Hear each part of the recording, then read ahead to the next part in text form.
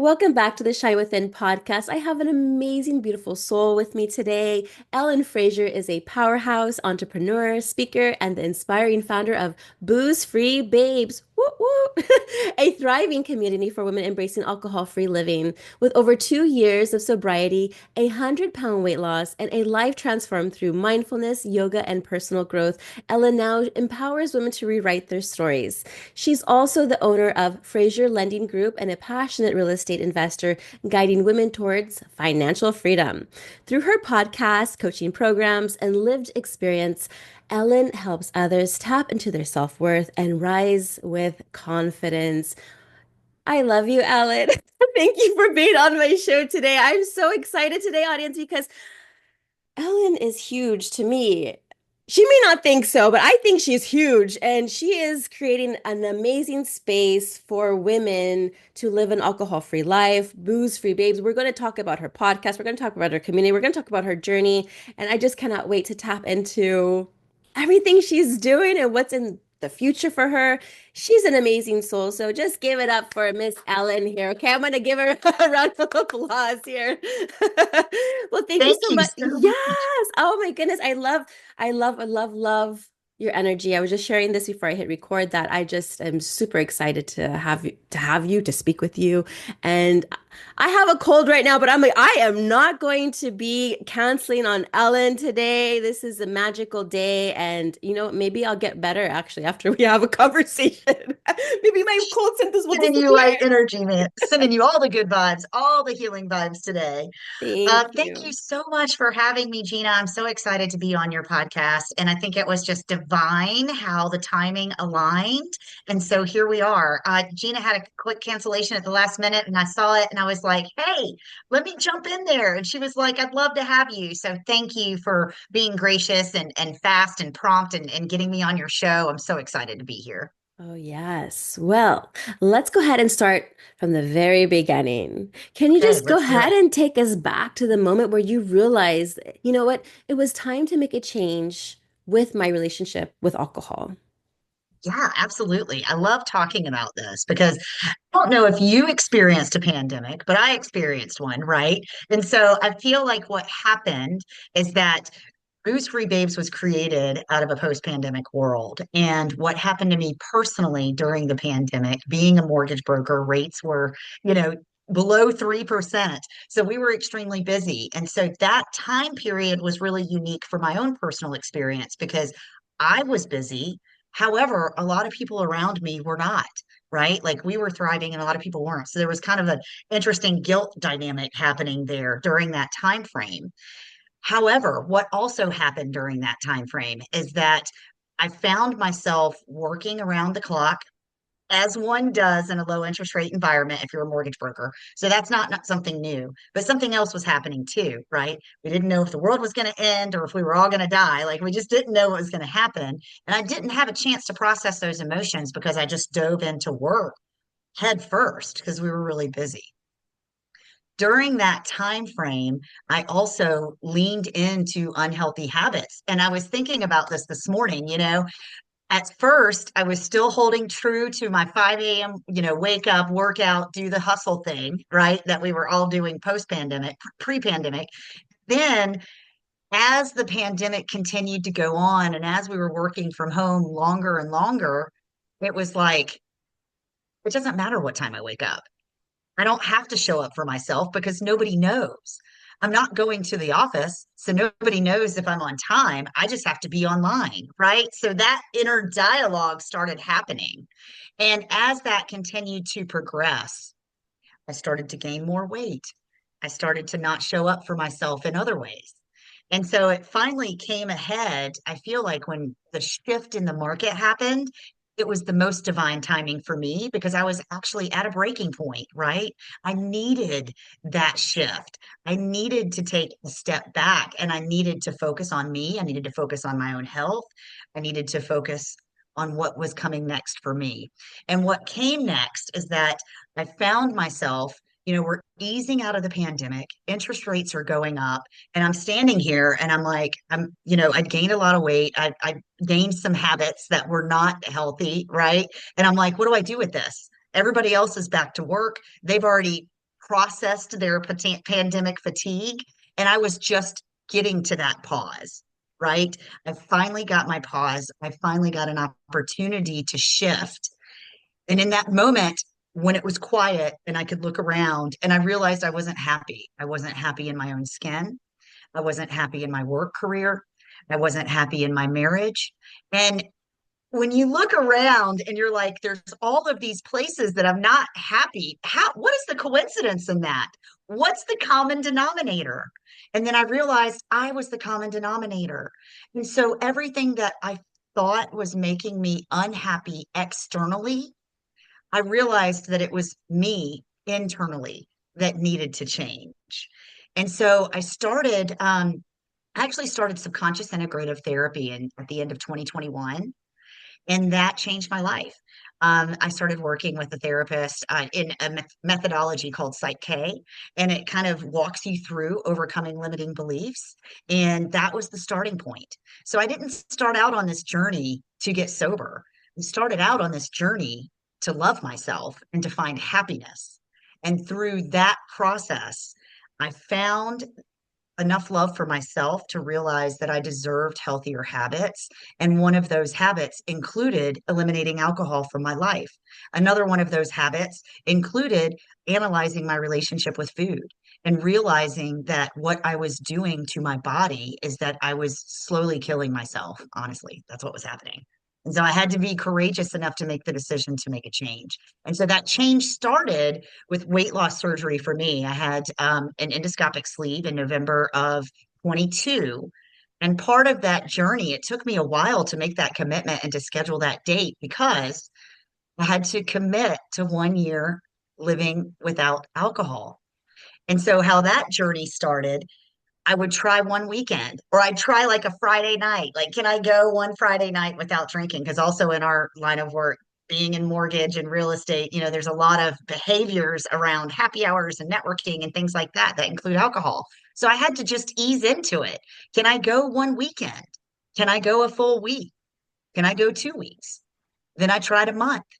And when I started to exercise that muscle of self control and restraint, that's when I feel like I convinced myself really that I was ready to take that next step. And then I took the next step with the weight loss surgery. And then what came after that, I wrote a contract to myself. My therapist told me to do this. I wrote a contract to myself, dated it, full name, everything, saying that I would abstain from alcohol for 1 year. When that year hit, I felt so great that I just kept going. So here we are. I'm in my third year of sobriety. Wow. Well, congratulations. Yay. You know what? Your story is truly inspiring and just it's magic that, once you're like, you know what, I want to love myself first, and once you start loving yourself, you start healing yourself and then changing those habits, eating better, not no less alcohol, then turn to no alcohol, and then writing that contract. I always say this to my clients, make a declaration for yourself, write it like a contract or a certificate or something saying, I'm going to do this because, and it always ends with because I love myself, because we all deserve to love ourselves. And people think, oh, if I love myself, people will think I'm arrogant or conceited. It's not that. I mean, how can we love others if we can't love ourselves, right? I lost my dog last summer, and so I So feel sorry. like the level of love that we can share, right? This was a beautiful experience, and I know who says that, but hear me out. Although that was a painful experience, I learned something really deep throughout that entire journey, and it was that I must have learned to love myself pretty strongly, right? Because we can only feel like grief or love to the degree in which we can experience it for ourselves. Mhm. And so I recognized in that moment that I had come a long way because the depth of those feelings were pretty deep and the amount of love that I had towards my dog was huge, right? And the only way that I could even experience that much love and joy is if I knew what that felt like within my own skin, right? Am I capable of loving myself in that way? Because you can only love yourself or anyone else to the depths that you can love yourself, right? Right. So that was kind of a wild side track there, but I think it's important because grieving is also a part of this journey. Absolutely. I had to grieve my old self before too. And it was a very interesting experience because here I was used to a certain lifestyle for so many years, so many years. It was just part of me. And then once I stopped drinking, because I had no choice, really, it was life or death, then I had to discover who the heck is Gina? Like, why am I here? What is my purpose? I thought my purpose was to party all the time and numb myself. But what's my purpose now, right? It's like, ah. And I love how you call I love how you call it a thriving sober sisterhood. Tell us more about the heart and soul behind Booze Free Babes and what inspired you to go ahead and create this beautiful community. I love talking about our community that we've built collectively. Like it's a collective, it really is. And so what started out as a very small local Facebook group for coffee, lunch, maybe some yoga on the beach. What I wanted was just a few friendships, right? I had looked around and a lot of my friends, still drink and that's fine. That's their journey. They'll figure that out, right? But for me, I just wanted to find some friends that I could do some fun things with that didn't involve drinking. And so, what started out as just a small support group for me personally, in dry January of 2024, we exploded overnight and became a global sensation. And so, in that moment, I had a decision to make. Am I going to follow these breadcrumbs that my future self has left me and really look at this for what it could potentially be? Or am I going to say, "Huh, that's a fluke. Wow, that's interesting," and keep on with my day? And I really had a decision to make in that moment. And that decision was, am I going to leap into that version of myself that can take this mission and carry it forward? Because stepping into those shoes required a much different version of me. And so since then, that's what led to the CPSS and recovery coaching training because I knew in that moment that I had women that were looking up to me. And what did I know? I didn't know anything. I felt like I didn't know anything at that point, but that's not true because I did know something.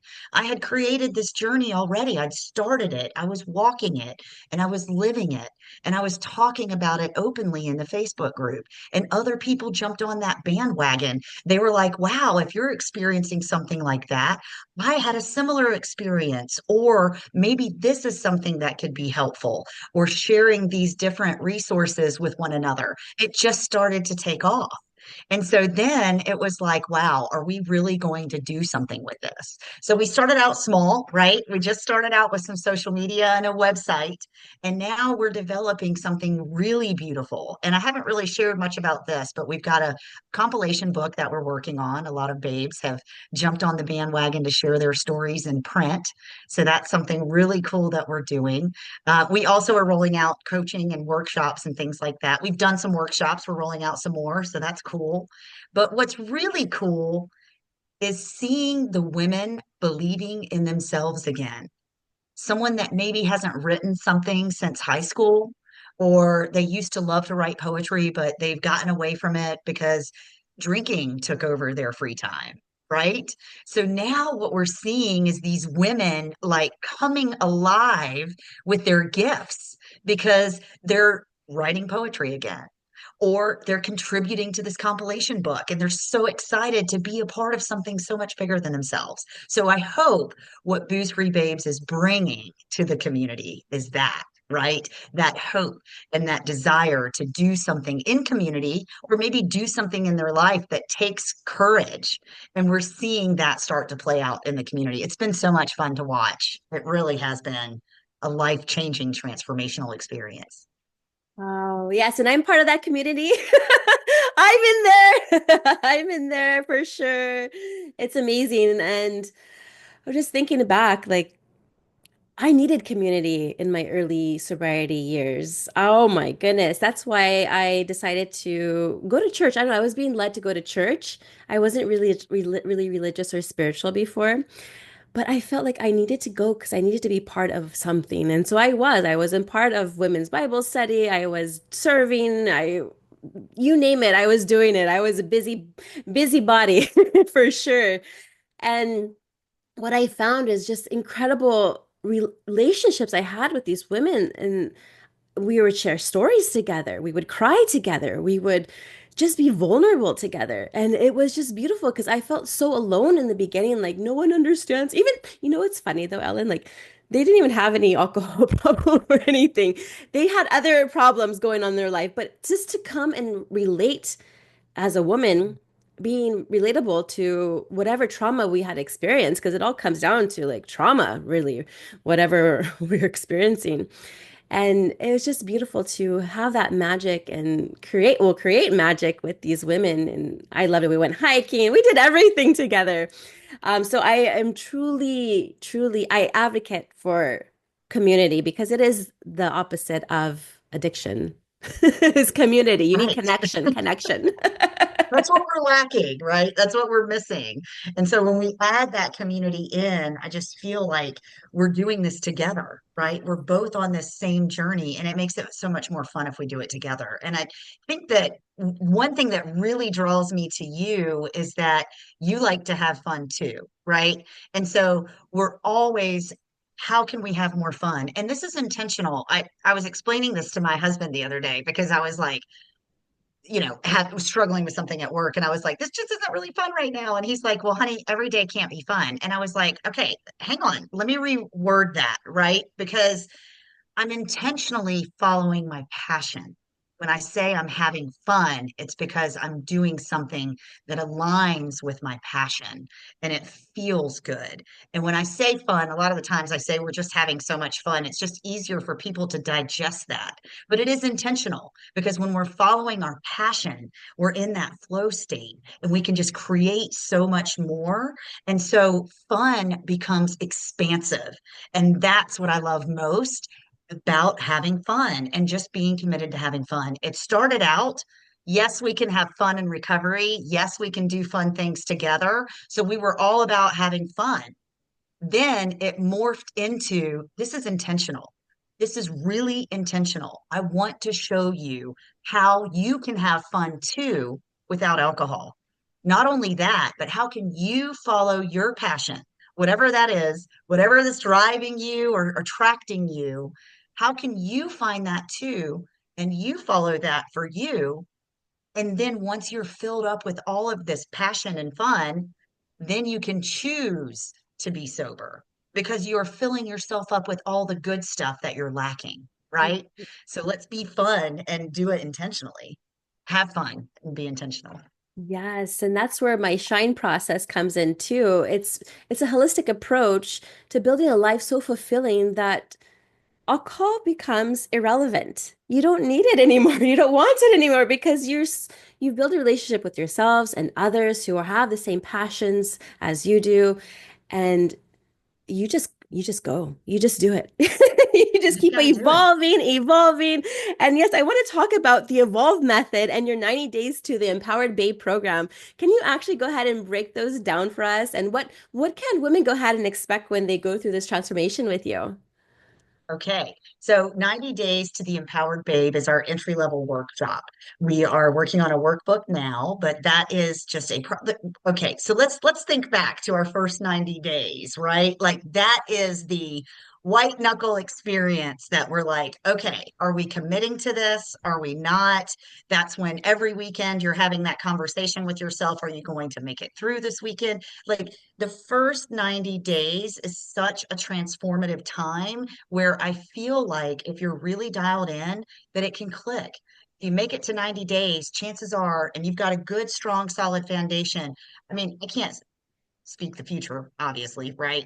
But let's just say if we give you a good, solid foundation for the first 90 days, then that's going to help give you that foundation moving forward in your sobriety. So that's really what we try to do. And breaking it down to simple habits. Did you drink enough water today? Did you eat fruits today? Like, especially watery fruits in the beginning, right? Like, are you leaning into ice cream? can you substitute that with a fruit? Like little things like that that we don't think about. Or, here's some journal prompts that might help you in that first week or two.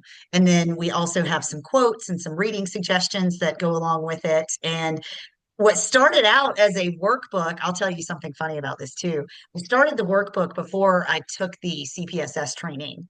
And then after I graduated from that program, I realized that the work that I had started, I needed to just trash it and start over. And that's okay too, because I wanted to make sure that our language is clear and that we're always embracing the multi-pathway approach to recovery and that we're not like pigeonholing anyone to one specific program. And so I had to kind of switch gears a little bit with that, right? I was like, oh, wait a minute. I know everybody wants to say 90 meetings in 90 days, and that is so important. But what's also equally important is 90 intentional conversations in 90 days. So we kind of switched the language up a little bit. And then the evolve method is going to be your next step to that, much like your shine process, right? The evolve method is the evolved babe. And that's our step two workshop that we're still evolving. Oh, I love that. Oh, I feel like going back to talking about gifts is just coming to me right now. Talk more about gifts. Talk more about gifts.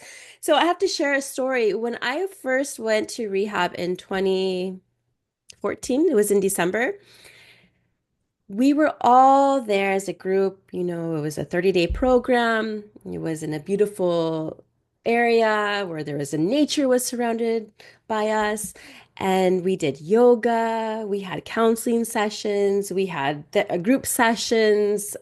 You name it, we did it. But what I truly remember one counselor saying was this. It was a day that we all played either Pictionary or charades or some game. It was a game. We played Something many games. fun. We even had movie nights, Fun, right? right? But we were having so much fun that the counselor said, "You see how much fun you're having, and you don't even need to drink alcohol. You have no caffeine in you, no nothing, because they wouldn't allow even black tea there, nothing. Everything was decaf." And so it wasn't just for alcohol, it was like also for narcotics, people who are just need recovery from a substance. And we were like, you know what? This is true. This is fun. We can have fun without drinking. And then once we have a sober mind, and then we do start learning more about our gifts and our passion. What lights you up the most? And I say go with what excites you the most. And and take action on it right away and do it until you can no further take it any further and with integrity. And then with no attachments and outcomes because people always think, "Oh, it needs to be a certain way." Things change. Enjoy the change, That's how we evolve. You're evolve. That's how we evolve and grow. And I always like to get a little bit uncomfortable because I feel like it challenges me, and those challenges help me grow as a spiritual being. And it feels like I'm coming back to who I am as a soul being. And I know I've had many lifetimes before, and but I forget we come here with amnesia. Right. Come We here with start all over again. I know, right, right. But a lot of women actually stay stuck because they don't believe it's possible to change. What would you go ahead and say to someone who's feeling hopeless or even disconnected right now? I do believe in extreme ownership. And I said this in a panel last week, and I wanted to preface it like not like Jacko's book, right? Like extreme ownership as just being open to what that is inside of us, right? What we're experiencing. Because it is our vessel. This is our vessel, and everything that we're feeling inside of it is self-created, right? And if we can agree on that, then we can also agree that when we're really struggling in moments, especially like in early sobriety, that how much of this is self-created? How much are we like ruminating on something unnecessarily? Now, this might be a minute. You're not going to know that right out the gate. But if we can just lean in to the things that we do know is true, okay? I know if I don't drink today, that is moving me forward in some way. So even if I just have to white knuckle it through today, 24 hours at a time, one day at a time, okay, cool, right? We got through that day. Okay, so now we're at tomorrow. Great. We made it another day. We're already building that confidence muscle because we've proven to ourselves that we could get through another day.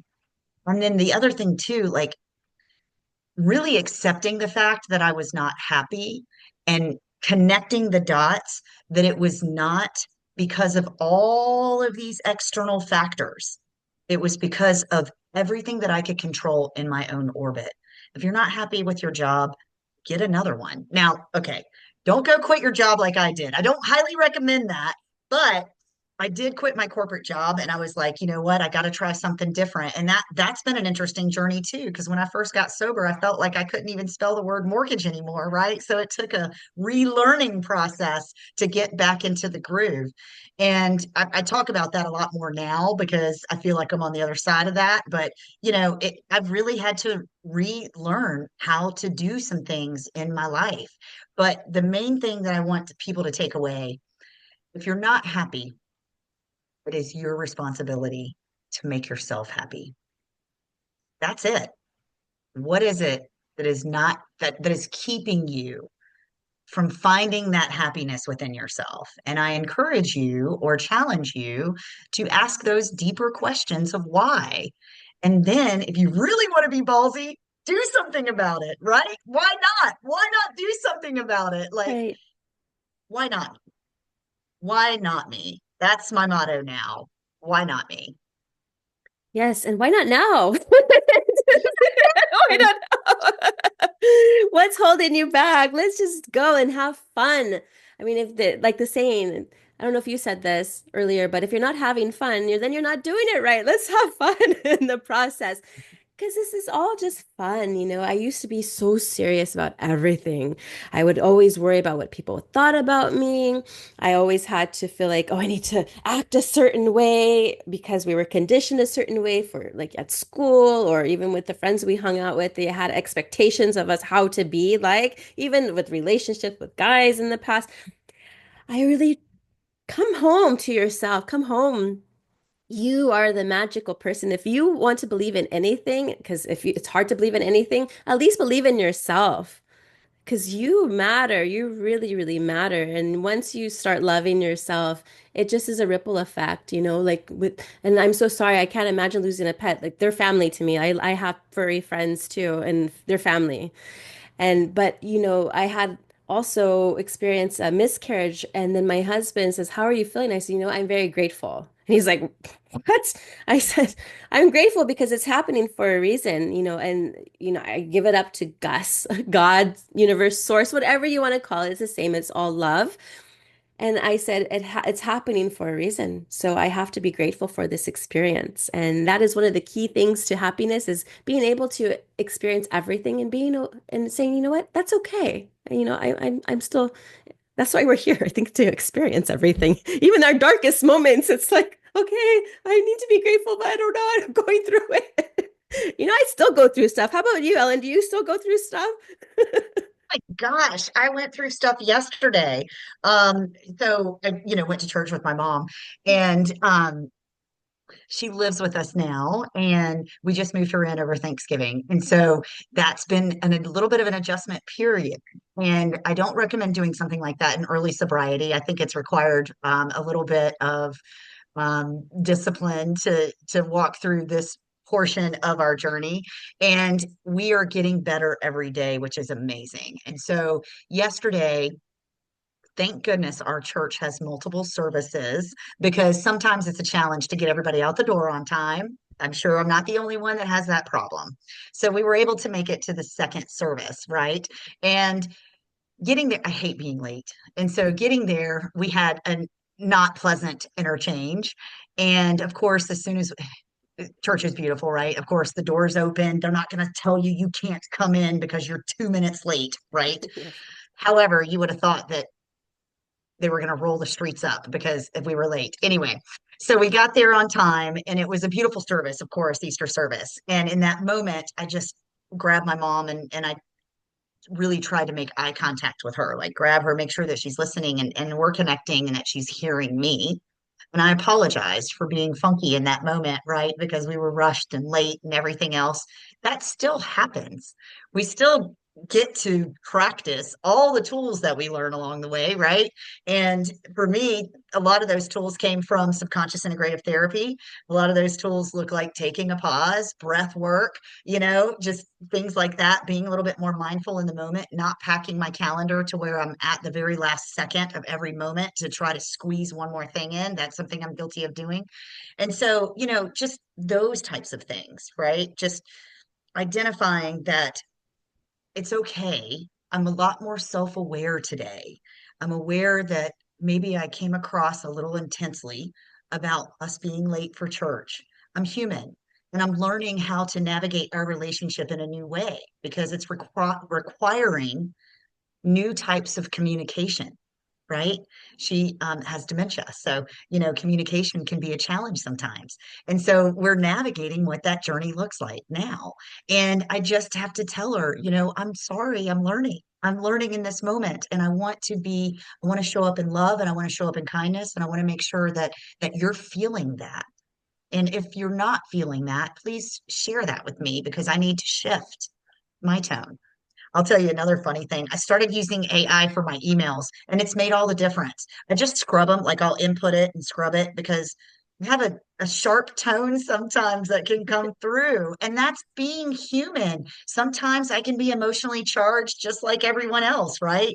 And so the difference is today I'm trying to catch that before it impacts somebody else. I don't want to trigger somebody else in their day to where they have a different reaction. Like if I can just keep my side of the street clean and in the way that I'm engaging with people, I just really want to be intentional and always leading with love and compassion. Yes. And I just lost my train of thought right now. I was going to say, oh, this goes back to being responsible for ourselves. We are responsible for our actions. We are responsible for our body. Like when I say body, I'm talking about workouts. Sometimes it's like, push myself, push myself. No, Gina, take it easy. Listen to your body because you are responsible for your body. If you push yourself too much, then you probably will not work out for the next week or so because you'll probably Right. get injured. Knowing Gina, you'll probably get injured because I'm a big klutz. That's never gone away, by the way. um, but even our response to things, we are responsible how we respond to the world. Like if someone flipped us off on the road, for no reason. How am I going to respond to that? And sometimes, what I've done in the past is someone's mad or I don't know what their problem is. It's their problem, by the way. It's not your problem, it's their problem. Right. I smile and go like a laugh because, that'll throw them off. What kindness. I just give kindness. I just do. That's just how I am. Old Gina though, she would have been like probably chasing the person, tailgating, getting all mad and angry. But I am not that anymore. I totally have changed, and I just like to show the world compassion and love, like you. Yeah, we're definitely the same in that. I love to love, and Yeah. I do have my bad days. I'm not going to lie. And then that's okay. At least I'm aware. And I do tell my family, hey, I'm not myself right now. I apologize in advance if I come across a little bit cranky, moody. It's not me. Okay. It's just one of my moods today. Okay. Hormones, I blame. Just kidding. It's interesting that you say that because I think that when we're traffic is a huge trigger for me. I mean, in Charleston, traffic is insane. So that's a huge trigger for me. But the other thing too is just being able to catch ourselves in that moment and taking that pause, right? Like taking that break, take a beat, take a pause, and recognizing that this is a reflection of them and the day that they're having. And when I started thinking about that, like, okay, I'm not taking this personally because this is a reflection of you and your day. This is a reflection, your behavior is a reflection of where you are. And then I was like, oh, wait a minute. So that means my behavior is a reflection of where I am. So I need to check my behavior too, right? And that's something that I'm on right now. Like I'm really trying to be very self-aware, especially with my mom being in around, because she feeds off of that energy. She really does. And I can see how it impacts her. You know, if we're in a heated conversation, then she's going to shut down. And I don't want to see that, right? I've recognized that, I'm dealing with a different version of her too, right? So anything that I can do to kind of soften that, I want to soften. And I think that that's a part of self-care, being able to soften. And another thing, I know I joked about this earlier about the calendar, squeezing everything into the last minute on my calendar. That is also a part of self-care. Recognizing that behavior is that's really a big one for me because I will, like, even before our podcast, and like I set my alarm an hour in advance so I could get ready, right? But then 15 minutes before, I was like, you know what? I think I'm just going to go ahead and finish this email real quick and send this off and start this other loan application. Why? Because I'm neurotic. But besides that, I was like, no, stop right here. We're not doing that because what has been a trigger for my stress in the past has been having every single second on my calendar dedicated to a task. And that's just not how I need to operate. I recognize that now. I didn't recognize that before sobriety. Before sobriety, I thought more is more, and I needed to do as much as I possibly could. I needed to fit as much as I possibly could into the day. Now I look at more is more in a different way in relation to sober communities. I feel like in sober communities, more is more. And we love collaborating with other communities and doing much bigger events because I feel like we can just reach so many more people. And so that's been a recent shift that we've made in our community is collaborating with other communities or nonprofits so that way we can reach more people and just take it all further. So more is more means a lot different to me today. Yes, one of my dreams is to host one day a retreat or something outdoors. I come from a spa background. I've been in the spa Oh, business for wow. about 18 years now at the Four Seasons Spa. It's like my home, but I only work there one day a week now because I don't want to work so much. My body's like, Gina, okay, you need to stop. So I do have a couple of private clients still, and I only work one day a week for just a couple of hours at the Four Seasons. But I come from a spa background. It would be beautiful to have like a spa day, a nature day, and then also have like a party day where you're dancing and Yes, having fun. And, making mocktails. Have fun with love these it. mocktail drinks. They're super fun. I am huge on seltzer water, and I create all of these magnificent drinks all the time when we celebrate. So whenever my husband and I are celebrating a milestone, our anniversary, something fun, he always brings a nice bottle of sparkling cider. And we do bring out our little old wine glasses that I have saved from like a long time ago. I think I have like one now because one broke. So one's left. And then we'll cheers, or we had some old flutes in the garage. I don't know from back in the day. But it's just nice to enjoy the celebration without the booze. You don't need it. Like I don't know about you, but I'm never tempted to drink ever again. It doesn't tempt me. Like I can go out places and people can drink all around me, and I don't get tempted. I don't know. It's like something's changed. It's so funny. So I was telling my husband, I don't really get tempted either. And he still drinks sometimes. And, we'll go out and listen to live music or something like that. It doesn't bother me. Actually, it empowers me because I love live music and I would never go to concerts before because I wouldn't drive. I was not going to be able to drive home, right? And so it really prohibited us from going to concerts. So lately, I have just been going to all these concerts because I can freaking drive home, and it's so exciting. And I know that sounds like such a small little thing, and all those people out there that drive yourselves home from concerts, good for you. I haven't been able to do that, so I'm flexing that muscle now, and it is so much fun. And I forgot what I was even commenting on, but there. Yeah. No, we can have fun without alcohol. Like I said, I also partied a lot. My ex-husband was a DJ, and I got married at age 25, and I met him when I was 22 years old. Our whole lifestyle was just outdoors, going places. And even this day, like I wouldn't mind going out, but like I'm not really wanting to go out. Like I've become more of an introvert, but I definitely am more, I still am an extrovert because I love conversations, but I don't need to be out there and I don't feel like I need to be seen that way anymore. Yeah. Before it was all Yeah. about popularity, who has the best dress, who has the best body, who's looking the best. It was so, it wasn't realistic, thinking back, I'm like, man. I don't even know. Like, I feel like a whole marriage was based on booze and drugs. But now, I mean, I'm not married to him anymore. And I remarried, and my husband now, he doesn't drink at all. And if he did, it was just maybe a glass of wine a year before. But he's awesome. He supports me, even though I'm like, you can drink still. It's all good. He's like, oh, no, I want to support you. I said, it doesn't affect me if you do or don't. I'm still fine. Like, it doesn't bother me. Like, I don't know. Like I told you, you build a life so fulfilling that you don't even think about alcohol anymore. And you just want to do your passions and help others along this journey. It's truly what it's I all think about. that's really it. I mean, I don't have a desire to drink, and from a health perspective, I don't think that I just ever will again. You read enough quit like a woman or naked mind, and that's going to tell you all you need to know about the alcohol marketing machine, right?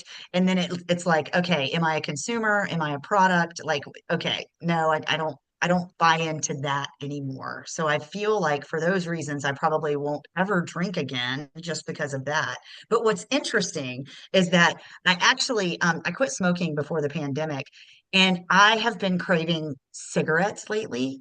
My husband's trying to quit smoking. I don't know if that's why. It's the weirdest thing.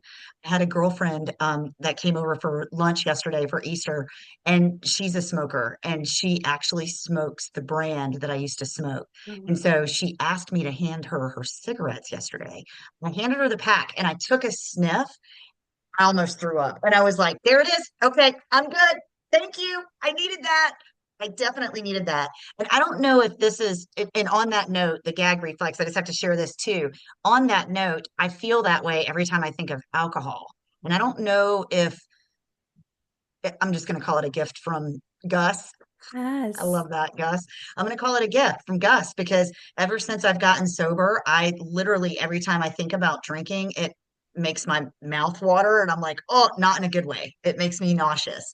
And I hope I never lose that because as long as it makes me sick, I'm not going to drink it. Right. And it does make you sick. So don't drink it. Yes. One time I remember I was at a friend's house and somebody had made a tiramisu or some type of dessert where they put alcohol inside. That thing was doused with so much alcohol that I was literally sick after one bite. I felt like I gotta throw up. I was like, oh my goodness. But I was like, there's alcohol in here. I don't know, but it just tasted like all I tasted was alcohol, not even the dessert part, not even the yummy chocolate part. It was just alcohol. I was like, ugh. My body was rejecting it right away. Yes. So thank you, Gus, for giving us that no desire to ever drink again. And if it can happen to you, myself, and another friend of mine too, one day she said, I woke up and then I couldn't drink anymore. I said, wow, that is a miracle. Oh my goodness. With Living no proof squad. Living proof living squad. proof. Yes. And then I also wanted to ask you because I get this question a lot and everybody has a different take on it. In your early days of sobriety or in your early journey, what were some of those go-to tools or even like rituals that help you stay sober and centered? So we have a community here that is also really dedicated to multi-pathway approach, and they offer meetings. And so different types of meetings like smart recovery, Dharma recovery. Yoga was a huge thing for me because I was also doing the weight loss journey simultaneously as getting sober. So I had to lean into an exercise. And I'm so grateful that I found that in yoga because if I'd gone back to Orange Theory, I wouldn't have stuck with it. Right. And I don't mean to call out anyone specifically. So I'm just saying that was my previous workout routine. So to ease into yoga, and then knowing that I could take that as intensely as I wanted to, I was able to grow with that sport. That was really huge for me. And through yoga, I feel like I learned more breathing techniques, mindfulness techniques, meditation, and I leaned more into those things. Um, Through my subconscious integrative therapy, I had learned different tools to help me manage my emotions in the moment. And a lot of those look like breath work, counting, also like to process some emotion and move stuff forward, everything from like screaming in a pillow, screaming in your hands. I mean, things like that. Like I want to do a whole workshop just on some tools that we can use in the moment, like when we need that relief right in the moment. And so, I mean, my husband will be downstairs and he'll be like, "What was that noise?" And I'm like, "Oh, just screaming in my hands. It's all good. Nothing to see here. We're just, moving some energy along." But breath work's been a huge one. Breath work, meditation, mindfulness, yoga. Those were probably the pillars of my early recovery journey. That's awesome. I was an Orange Theory member as well. That was a 5 a.m.er. I was the one who had come early, like at 4:30, 4:45, just to get my number one, what is it? Your spot. Spot. Yeah. And then whether it was because that class was full, whether it was on the treadmill first or the weights or the row machine, I had to be number one. I started on the rower. I was like, "Get that rower out of the way." Right? Oh my goodness. And so, yes. And then afterward, I got in touch with my mindset coach, which who also I went to her first for yoga because I wanted to learn breathing techniques. I wanted to connect with my body, come back to my body because I destroyed my body. And so I wanted to start loving on my body. And I noticed that yoga really helped me as well. I learned a lot of breathing techniques, and I do breathing at least, well, I haven't last week because of my sickness, but at least once a day, once or twice a day, I Yeah, will breathe for a good 25 minutes. It's more of a hypno breath work. So it's guided as well, but it's a diaphragmic breathing technique into the belly, out that's through the cool. chest, and out through the mouth. Love it. At first, I thought I hate breathing and I have no patience for meditation. And really what it's because I didn't really want to be still. I feel like I needed to do everything and tackle all the tasks that I needed to do. But having those moments to be still really was empowering. And you even talked about living an empowering life. What does empowerment mean to you today, and how is it different from when you actually first started? Wow, that's such a beautiful question. I had coffee with a lady on Saturday after my yoga class, and she was on her 15th day of sobriety. Wow. That's what empowers me today. Um, Chatting with women in our community and seeing their growth, seeing the light bulb come on for them, right? That's probably what empowers me today. I don't believe that I can keep any of this if I don't give it away. And I have thought many times about how can we monetize Booze Free Babes because we do need to make a little bit of money just to pay for the stuff that we do. And it hasn't come to me yet. I'll let you know if that changes. But it hasn't come to me yet because I don't know if it needs to make money, right? Like I think right now, Fraser Lending Group, my mortgage company, is the primary sponsor for Booze Free Babes, and so I want to keep running and operating like that as long as we can until we take on a bigger project that requires more. But I just want to keep it an accessible community for all. And you've been a member for a while now, so you've probably seen some of the shifts. Like in the beginning, we started out in one direction, and I thought that we were going to go in that direction. And it's okay to shift and evolve because I've recognized now that the evolution of that group has also followed my own healing journey and my own like evolution. And so, what I don't want to do is forget about where I was at 90 days, forget about where I was at day one. And that can happen really easily because I felt like I was losing sight of that in this mission to make it a profitable business. But that's because that's the way my brain is wired. That doesn't mean that it has to be. It can be this beautiful gift to these women that it has been, creating a safe environment for them to come together and to connect and to communicate and to find their own resources and support. So, what was the original intention of Booze Free Babes? It has always been to share healing modalities and resources with people, women specifically, because they may not have access to that, right? And so we want to just expose people to other pathways to recovery. They may just not know that they're available. And if we stay true to that mission, then I feel like we are going to be empowering women. And that is a beautiful freaking thing. And that's a part of the evolve method too. The last E stands for empower. Oh, that is so cool because the last E in my shine stands for empowerment. That is so, we have so many similarities, the synchronicity, I swear. It's amazing. It really is. And I'm finding that conversations like this is what excites me. This is what keeps me sober. And this is what helps me continue on this pathway with Booze Free Babes, wherever it's leading to, right?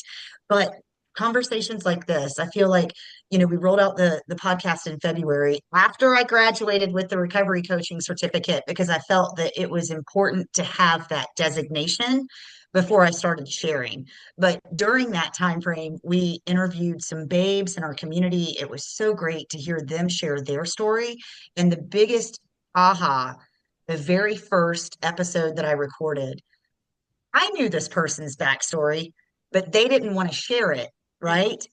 And when she shared it on that podcast, you could see the weight be removed from her body. Like I just went like that, like remove that, right? Because I could see it on the screen, just like we're talking right now. I could see it that she shifted in that moment. Then I knew I was onto the right thing.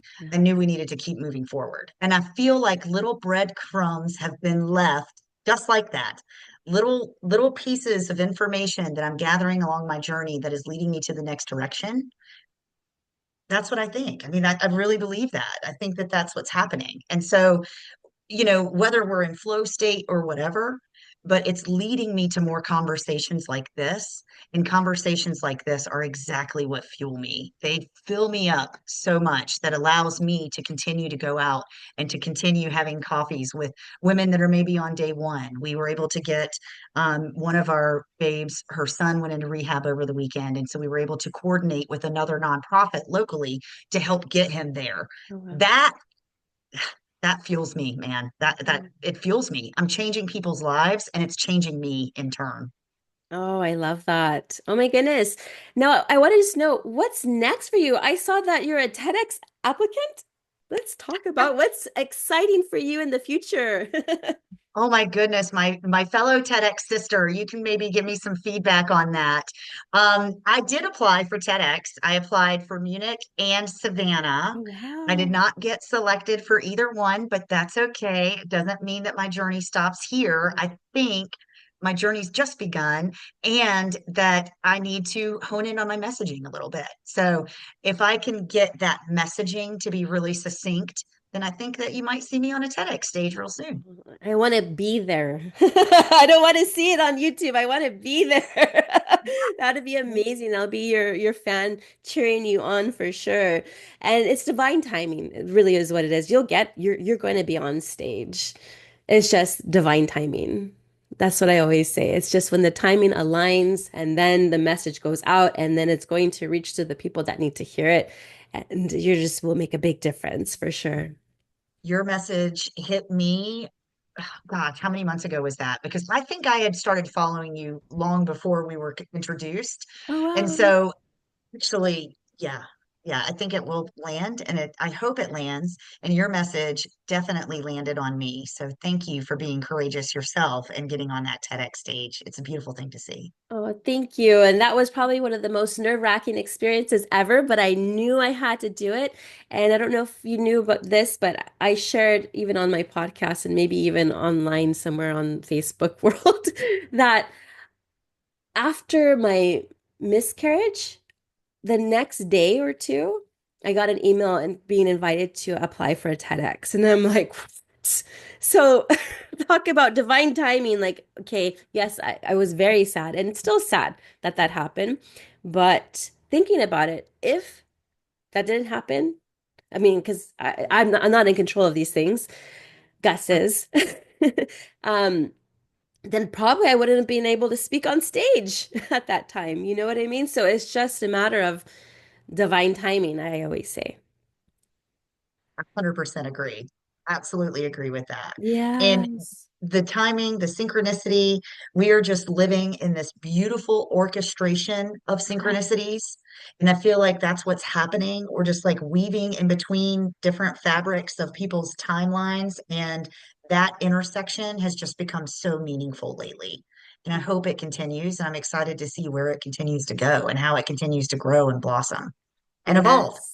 Yes. And for our listeners, if you can please go ahead and check out her podcast and go ahead and give her a 5-star review and leave some wonderful words there for her. That'd be awesome. I love supporting our fellow podcasters, especially the ones who are spreading out the message of hope, recovery, empowerment, self-discovery, transformation. I am all for that. And so please check out Booze Free Babes podcast with Ellen Frazier. Thank you so much. Yes. And We are on Apple, Amazon, Spotify, YouTube, and we also have Booze Free Babes podcast, Instagram, and Facebook private group that we'd love for you to join and check out. yes. And also, can you go ahead and this is just a side note, if you can go ahead and send me your Facebook group page community for That is, Booze Free Babes, I would love that. I don't have that link and I I will send you that link so you can share it. And Yes. everything's accessible on our website, which is boozefreebabes.co, boozefreebabes.co, C-O, just co. Yes, and let me go ahead and have everything also in the show notes for our listeners to go ahead and check you out, check out your community, and of course the podcast. But final question, if a woman is listening right now and feeling stuck in the same patterns, doubting she's even strong enough to change, what would you want her to know? So worthy and deserving of love, of a beautiful life, and you have the strength to create it. All you have to do is just believe in yourself a little bit, just a little bit today. Because what's going to happen is that you're going to believe in yourself just a little bit more tomorrow. And it's going to create this beautiful avalanche snowball effect over time. It does take time. Please be gentle and calm with yourself. Love yourself first, and then you'll be able to teach other people how to love you too. Beautifully said, Ellen. Well, thank you so much for being on my show today. Thank you so much for having me. This has been so much fun. So much fun. I'll have to invite you back and we'll have to talk about more stuff because I feel like I can talk to you forever. That I will take you up on that because we can go in a completely different direction. Totally. Well, thank you so much, Ellen. Thanks, Gina. You have a great one.